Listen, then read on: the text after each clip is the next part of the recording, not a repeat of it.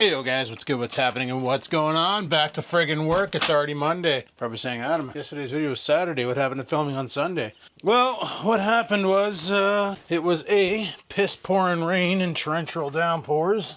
Friggin' just took my laundry out of the laundry machine and I dropped a sock. It was piss-pouring downpours, like really bad. And B, I went over to the parents' house to help mom with a phone issue. So I got that resolved. Other than that, it's been pretty basic. Didn't do much. Can't do much when it's raining. I was gonna go to Canadian Tire and pick up stuff for the boat, but honestly, all I need from Canadian Tire is a marine battery, and I'm not sure what size to get because I don't know much about that wireless motor, and I can't find the shit that buddy gave me. Yeah, I have no idea where that gray case is that he gave me, which had the second set of trailer lights and the manual for that wireless troller, because I don't know. I don't even know how many pounds of thrust it has or what its draw is or anything. I know frig all about that engine, about that wireless motor, so I can't really make an assessment on how many amp hours it's going to draw at full tilt. So I can't really come up with a solution to make it run for a long period of time. In all honesty, I'm more of a sit and stay kind of angler versus a trolling around kind of angler. So the YouTube bass fishermen that a lot of people watch, where they're constantly cruising a shoreline or something, throwing lures at fish, that's not how I play. I'm more of a get to a location and start fan casting versus making the boat do the fan casting for me. But it's obviously something I'm going to learn over time, right? It's supposed to rain. Apparently it's super windy out because my door just took off on me. Oh, it's actually kind of chilly out today. Pretty weird for July 7th. It's actually really chilly out today. They're calling for torrential downpours again today. So, and then tomorrow's going to be nice. Wednesday's supposed to have a bit of rain. Thursday's nice. Friday's nice. Saturday a bit of rain. And then Sunday is supposed to be nice. So what we might do, depending on what happens Saturday, we're definitely sometime this weekend putting this pig in water and going for a rip. Which means I need to figure out how to back up a trailer, because I don't want to be that guy at the boat launch that's there for 30 minutes launching a boat. Mind you, I've never launched a boat before. And not only am I launching a boat, I'm probably doing it solo.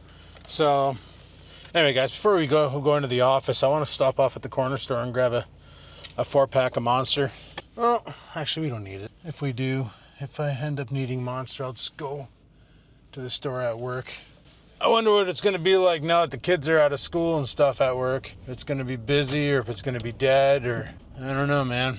I don't know. But I saw the video went live yesterday of me, Bobby, and a bloke on Bobby's boat. And there was a comment in there asking me if I was going to get the boat ready for the water, which I am. But I guess some people out there heard me say that I'm thinking about selling the boat and just assumed that I already sold it because they didn't see it on the channel. Yeah, I never sold the boat. I was talking about selling it because I don't really need it, but then I realized it works. It's fine. There's nothing wrong with it. It was user error. I frigged up. You know, I was just getting frustrated with it, and I needed to calm down and not get frustrated. That's something that I have to remind myself time and time again. When I'm working on something new and I don't understand it, don't get frustrated and quit. Just keep at it. Problem is of course, when you do this and you're filming it, you post it on YouTube, you get people in the comments that some very supportive comments. Some people are like, oh, did you try this? You need to do this. Like, when I was priming it, people were like, you're not priming it right. You got to friggin' squeeze that football until you can't squeeze it anymore. And I didn't know.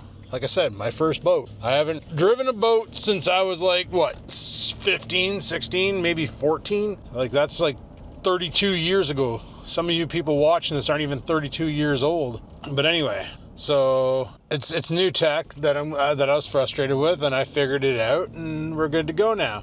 But it's like, there have been some comments on it, and it's like, yeah, maybe I just need to do myself a solid and stop reading the comment section. I enjoy doing YouTube, guys. I love the process of uploading content and all that, editing and trying to come up with interesting ideas for videos. Whether they're interesting or not, I don't know. Probably not. Like, this isn't very interesting. This is just me driving to work and talking to you guys. But I enjoy the process. But I have realized that there's some people out there that are just complete dicks. And that's the thing with YouTube. That's the reason why a lot of people quit YouTube, actually, is they get sick and tired of the toxicity in the comment section, that they're like, why am I even bother wasting my time? And then they pack up the camera, you know? Why waste your time with it? People think it's, oh, you're only doing it because of the money. Well, trust me, guys.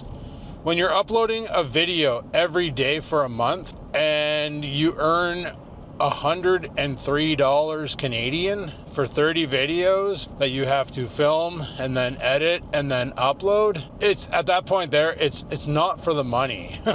it's not for the money. It's because I enjoy doing it, and I know some people out there enjoy watching, like to see what I'm up to, know what's going on. And the reason why I went on a hiatus for a while is because I lost that interest in uploading. I decided it wasn't fun anymore, so I basically put the camera down. Could that happen again? Sure. 100% that could happen again. You know, as things go on, people lose interest in what they're doing and they want to change. They want to try something different. They want to do something else. It's like with martial arts. When I first started martial arts, I loved it. It was great. It was awesome. But lately, I have been losing my interest in it. And of course, you know, being told, oh, you're about ready to rank up, Honestly, I don't care about the rank. I never cared about being a black belt. Like, who cares? If I wanted a black belt, I would just go buy one for $30 and say I got a black belt. Because after doing some point sparring tournaments, I was a blue belt and I was able to take out black belts. Because nowadays, McDojos are everywhere. They'll hand out a black belt to just about anybody who's willing to pay a bill, you know? But yeah, like your interests change over time. You get bored of routine and you want to try something different. What's helping with the martial arts thing now is the fact that I'm doing 2 classes on Monday, 1 class on Tuesday, and then I got 5 days of just doing whatever the hell I want after work. You know, and what motivates me to go to work? Well, the big fat paycheck I get every 2 weeks that keeps my house running, keeps food on the table, and lets me go out and do the fun things that I like. But as for YouTube, what does it for me is that creative niche that is nowhere near anything else I do. Like the creative aspect, the editing and all that. But no, guys, I never sold that boat because you would have seen the video. Because dude, I put a video up of selling a freaking desk. Do you honestly think I wouldn't have put a video up of selling a boat? Like, come on, pull up. But it was kind of funny though. I was on Marketplace just getting an idea on if I were to sell it, what would be a good price. And there's a guy on there selling a 14-foot Alumacraft, which is the type of boat I have. Mine's 16 foot. And he has a 9.9 Johnson on the back. Without trailer, $3,000. I'm like, holy shit. Why is that $3,000? Like, you're not going to get that for it. But I went and checked today and I can't find the advert anymore because I was going to copy it and put it in. But anyway, guys, we're almost at work, so I'm going to go ahead and talk to you guys after the transition because tonight we got martial arts and we'll see how that goes. All right, guys. Talk to you later. Alrighty, guys, it's the post-transition. Welcome back to the truck ride home session or whatever. Friggin' get to work today, and one of the guys is like, did you see what the banks are doing? And right away I'm thinking, like, you know, because Canada's economy, that's the right word, is currently in shambles. But I figured it was something to do with, like, you know, foreclosing mortgages or something. No. He was all pissed off because they're going back to a 4-day work week in the office. So right now, like as of September, they're going to be 4 days in the office, 1 day at home. The slow transition back to full-time office, right? I don't know why they don't just rip the frickin' Band-Aid off and say, everybody's back to the office 5 days a week. No, the slow transition. Like, holy, you're not weaning people off of cigarettes or caffeine. It's a job. We go there to make money. You want us in the office? You're back in the office. You don't need to like slowly wean it off so it's not as much of an impact. Come on, pull up. Anyway, so he was all freaking out, like, no, they gotta go back 4 days a week, and you know what happens, eh? And I'm like, what? He goes, well, it's all over the news, so it's just a matter of time before our management sees this, and they enforce 4 days in the office, 1 day working from home. And I'm like, honestly, dude, I said 90% of the problems we deal with in the IT world is because people are working from home. Like 90% of the tickets that I get to troubleshoot daily that people can't figure out, it's because somebody's working from home over some god-awful ExploreNet based service, paying the least amount for the service, and it runs like garbage. And the problem is because their internet can't keep up with the applications they're trying to use. So, not saying ExplorerNet's bad, but like you get what you pay for, right? If you pay for shit service just enough so you can check your email and go browse Marketplace and go on Facebook, you can't be using it for high-end applications that do heavy data transfers. Like we tell people, the minimum you need for this service is 10 megs down, 2 megs up. And the cheapest ExplorerNet package is 3 megs down, like maybe 3/4 of a meg up. Like it's not that good. Perfect for just farting around on the internet, but not good for like Netflix or YouTube or anything like that. Like you'll be buffering forever. Having them back in the office would really lower a lot of the tickets we get. But it's like, yeah, it sucks. I kind of like my days working from home. I look forward to them because I'm alone. I get to be alone, and I kind of like that. Like a lot of people are like, I don't know how you can be alone all the time. Well, once you get used to the peace and silence, you kind of look forward to it. I'm not a social guy. Like I have my select friends I like hanging out with, you know, like Bloke. I love hanging out with Bloke. You know, we have a good time. We laugh. We don't. It's not. I know he's not going to use me for anything, and he knows I'm not going to use him for anything. We laugh. We have a good time. We go fishing. We hang out. We share knowledge. It's good times. But it's like, I look forward to my Thursday, Fridays working from home. That was the one thing about COVID that was amazing, is it was actually acceptable for me to live my hermit lifestyle, to stay home all the time and avoid people. They actually wanted us to do that. That was the government mandate, and I'm like, finally, I can agree with something. I can finally agree with something from the government, you know, like staying home and avoiding people. That's, I could win trophies. Like if that was a contest, winner chicken dinner, like. But no, yeah, the banks are going back to a 4-day work week, and I assume by next year they'll be back in 5 days. But I'm like, obviously it's not like the tellers and stuff like that are going back to a 4-day work week, because how the hell could a teller work from home? You go up to Josephine's house on 343 Brook Street and you like get a withdrawal and deposit money, like. That doesn't make sense. It must be the financial dicks in the back office that are doing all the investing and shit. They're the ones working from home. And the banks are saying that people who work from home are probably not that... you're more productive in the office than you are at home. And honestly, I can agree with that. Not in my case, because I basically do the same amount of work at home, if not more, than when I'm in the office, because I can focus more on my assigned tasks when I'm at home, because I don't have people shoulder tapping me all day long. Where in the office, I'm constantly interrupted by others to resolve issues that are not my assigned issues. So that's why I usually push my tickets away until Thursday, Friday, and then I just friggin' go full ham on them and beat the shit out of them and get rid of them by Friday. But yeah, like there's been situations where I've contacted clients who are working from home and, oh, can I call you back? I'm at Walmart right now. And I'm like, dude, it's like 9 o'clock in the morning. Your shift started at 8. What the frig? What are you doing at Walmart? Oh, I had to run out and get something for my kids' lunch. And it's like, well, you should have done that last night when you weren't on shift. Like, this is, you're being like, what the frig, man? But you can't say that, right? So... no, there's no reason to work from home. The only problem is we kind of expanded pretty far during COVID, and far beyond the capacity we have for office space. So for us to go back to the office full time, we're gonna need to buy a few buildings to put people in and network them up so that we can have computers hooked up in there. But other than that, it's pretty sweet, right? I don't know. I've always worked out of the office. This is working from home. If that stopped, it would be an adapting thing to get used to for like a week. But when I did that last project of formatting those thousands of computers to be deployed, that was 5 days in the office, and it wasn't that bad.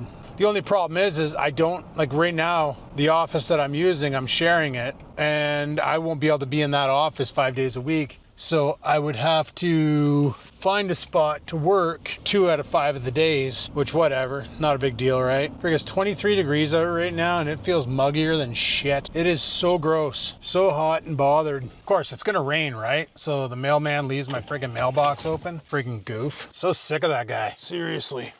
It's like on sunny days, Buddy makes sure to close my mailbox. On rainy days, just leaves it open. Ugh, so annoying. And it's all just junk mail anyway. What do we got here? Over $100 in savings on friggin' chicken that'll make you shit the bed. Important information include about your Canada pension death benefits. Garbage. 11 free meals from HelloFresh. Recycle, North Bay Hydro, and a Costco magazine. Okay, those I can keep. Anyway, let's get the friggin'... Oh, I can hear the cat. She's all, meow, why'd you leave me again? Did you go to London and leave me alone for 3 more days? I'm so lonely, I'm a little malface. Watch this, she's right there. You're not going outside, you little shit. She probably won't go. She probably wouldn't run away again. She probably still has that PTSD shit from the last time she did it. Like she ran away, what, in 2014? I think it was. Somewhere around there. And she came back and her neck was all frigged up. And then, yeah, she just wasn't in good shape. I just want to grab all this mail.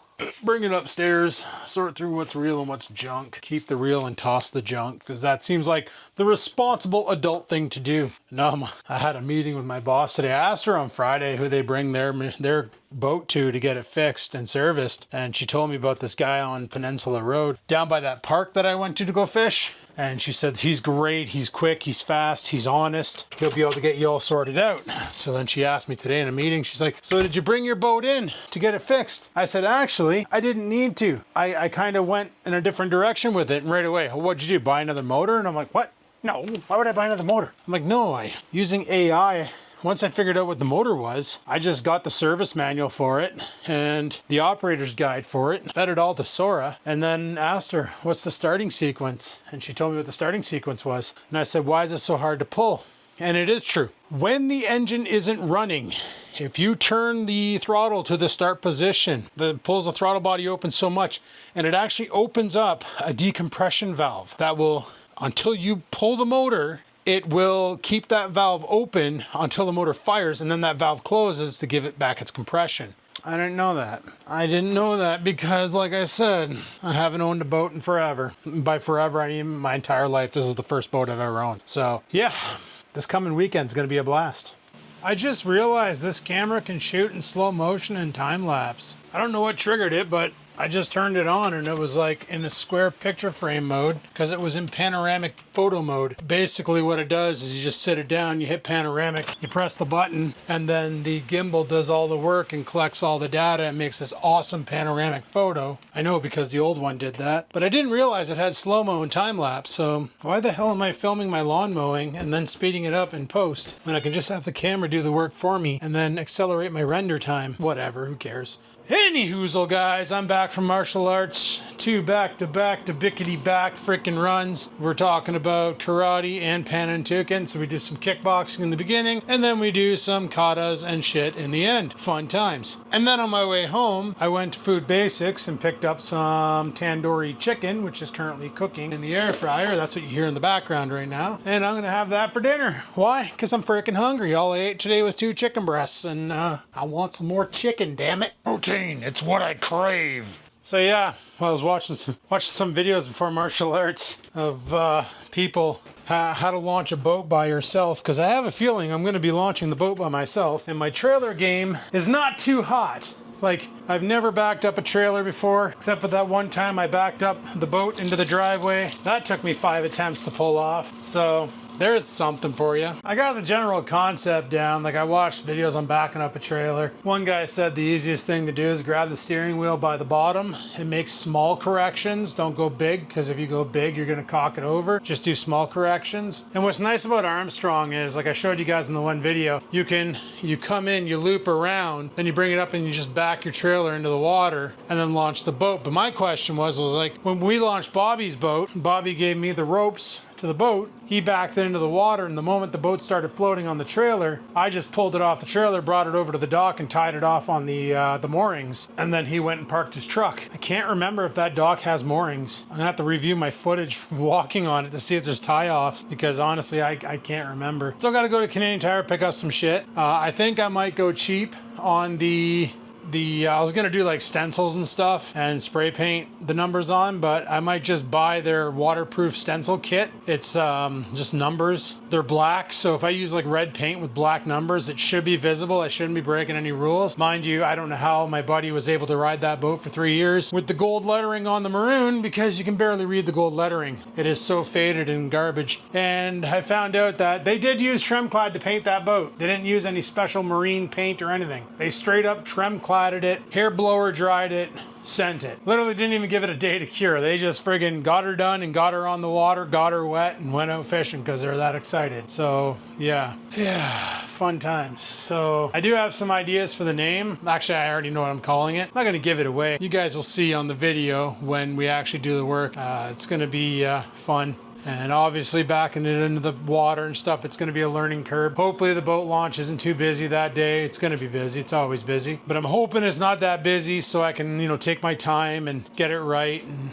not feel rushed or anything. Because, I kind of want to do this right. I want to do this right. Just got to remember to put the boat plug in, because the amount of videos I've watched of noobs launching boats for the first time and not putting the boat plug in, putting it in the lake, backing the boat out, tying it off on the mooring, and then they go to park their truck and they come back and their boat's underwater, like completely underwater. I don't want to be that guy. I really don't want to be that guy. So gotta remember to put the plug in. Should get a friggin' sticky or something and put it on the transom that says, don't forget your plug, idiot. Because the moment you take it out of the water, you're supposed to pull the plug so that if you take it to another body of water, you're not transferring water from one lake to another, not cross-transferring bacteria. I don't know if that's just an Ontario thing or if that's just a general boat thing. But when I took my boating course, they said, take the damn plug out when you're done putting it back on the trailer and leave it out, let the water drain out onto the land and not into another lake. So that makes complete sense to me. Tomorrow the weather's supposed to be nice, but I got sticks, so I might hit up Canadian Tire tomorrow. And then Wednesday, Thursday, Friday, Saturday, Sunday, I have nothing going on, so I'm going to use that time to work on the boat. Not sure what the weather's going to be like on Wednesday, but I'm going to go have a look-see. I know they're calling for rain on Wednesday, but I don't know when. But they're calling for rain today, and it never did, so the weather dick is pretty stupid.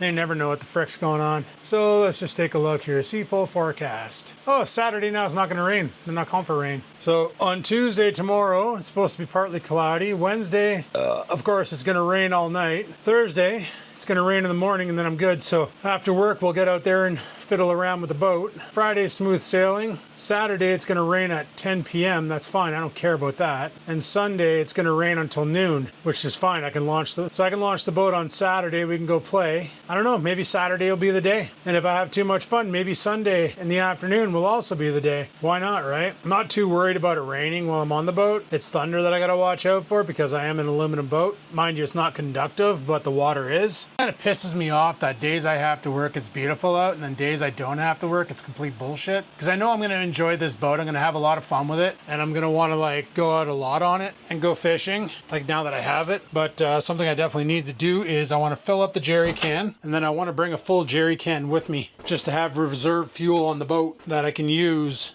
in case I burn through, because the tank doesn't have a fuel gauge on it, so I don't know exactly how much fuel is left in the tank. So it'd be nice to have that reserve tank available to utilize. And my chicken is done, my chicken is done. I'm so freaking happy, my chicken is done. Look at that fantastic chicken. I don't know who makes tandoori, but thank you. Thank you, tandoori makers. I don't know, maybe that's an East Indian thing, maybe it's Korean. I don't freaking know. Who makes tandoori chicken? Sorry, I didn't understand. Freaking idiot. What nationality does tandoori chicken come from? On the website royalnawab.com, they say, originating from the Punjab region before the independence of India and Pakistan, chicken tandoori is now famous across the world, especially here in the UK, where nearly every man, woman and child can easily recognize the brightly colored, oven-charred chicken dish. Did she just say here in the UK? Bro, do I have her geographical settings turned off or something? Doesn't she know we're in Canada and not in the UK? Friggin' my Google Hockey Puck is straight up confused. I think she got kicked in the head by scampers or something. Wow. Friggin' here in the UK. No, bro, I'm in Canada. I'm not in the UK. Oh, maybe because I was talking about going down to visit British bloke and she thought we moved. You think? You think maybe? Because I talk about going to London and maybe she's just using AI to go, oh, maybe now he's in London. Speaking of which, those Google Hockey Pucks, if you have the newer versions, you can actually incorporate Gemini into them now. Mine can't because they're the first generation Nest, but if you have the second generation Nest, you can actually incorporate Gemini into them. The second generation Nest, apparently you can also hook up like a louder speaker to it, so you can get the little hockey puck and then connect it to a good speaker. So like if you're streaming music, you don't have to listen to it on the tiny little piezo in there. You can actually play it on good speakers and get some loud noise while you're like lifting weights and shit. So that's pretty cool, I guess. But anyway, guys, Saturday and Sunday, maybe we'll make it a 2-day boating outing. Go play on the boat and get really used to driving it. Get really used to using it. And really used to fishing from it. Hey man, I got it. I might as well use the living shit out of it. But mainly on Saturday, if we take it out, the big concern I have is does it leak? See, I don't know. He said it didn't leak. There is a dent in the bottom where he did connect with a rock while he was heading out to my buddy's house, and he was going through the Narrows a little bit too quick. And he should have went left when he went right, and he kind of banged out a rock, but it didn't penetrate. That was like 2 years ago. But he said it shouldn't be that big of a deal. He also told me to get the gas tank as far to the front and to the side of the opposite side of what I'm sitting on, just to kind of counterweight me. But I'm going to buy a battery for the trolling motor and a battery box, and I'm going to mount that on the front of the boat to give it a bit of weight up there. Those batteries weigh, I don't know what, like 50 pounds or something, so it's not going to counter my weight that much, but it'll be something. And the box is so that it doesn't bounce around like an idiot and, you know, come flying in the air and peck me in the head and take me out. So anyway, guys, on that note, I'm going to shut her down here. I'm stoked for this boating. We got one more day of martial arts, and then we can start getting the boat all geared up and ready to rock. And then weekends here, it's time to party. Actually go get some fishing done on Lake, Trout Lake, and do it right. We can't go on Nipissing. It's going to be way too wavy. That lake is going to be brutal. And I don't want my first time on the boat to be me versus the waves. With my lack of experience driving a boat, I need to get some experience and I need to get used to it. I need to figure it out. It's been, like I said, like 30 some odd years since I last drove a motorboat. So I need to figure that out. I asked Dad if he would want to come fishing on it, and he said no, he doesn't think he'd be comfortable in a small boat. So he's out, but that's fine. We'll figure it out. We're fine. Everything's fine. We're fine here. We'll just figure it out. We'll just go and do it, right? You learn by doing. You frig up, who cares? As long as you don't, frig up by leaving the plug out and the boat sinks. But if you frig up because you didn't back it in right, just reset and try again. Reset and try again. As long as nobody dies, you can live and learn, right? So just don't die and you're fine. Anyway, guys, thanks for watching. Hopefully you enjoyed. If you did, click that like button. Any questions, comments, concerns down below they go. And until next time, guys, live it to win it. Peace the frig out.